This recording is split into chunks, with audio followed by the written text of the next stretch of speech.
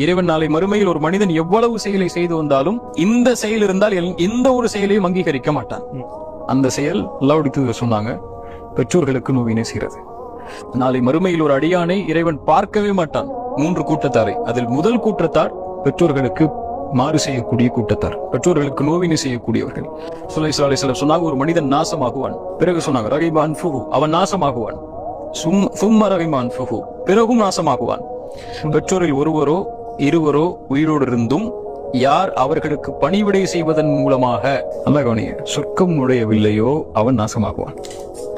எவ்வளவு பெரிய எச்சரிக்கை அல்லாஹ்வுடைய மார்க்கம் சொல்லுது. ஒரே ஒரு செய்தி சொல்லி முடிச்சுக்கிறேன். அல்லாஹ்விடத்தில் ஒரு மனிதன் நெருங்குவதற்கு உள்ள முதல் அடிப்படை காரியம் பெற்றோர்களிடத்தில் நல்ல முறையில் நடந்து கொள்றதுதான். அது இல்லாம அவன் தொழுதாலும் சரி, நோன்பு வச்சாலும் சரி, ஜக்காத் கொடுத்தாலும் சரி, அவன் எவ்வளவுதான் உலகத்தில் நல்ல பேர் வாங்கி வச்சாலும் சரி, அல்லாஹ்விடத்தில் ஒருபோதும் இந்த செயலை செய்யாத வரைக்கும் நல்லவரா மாற முடியாது.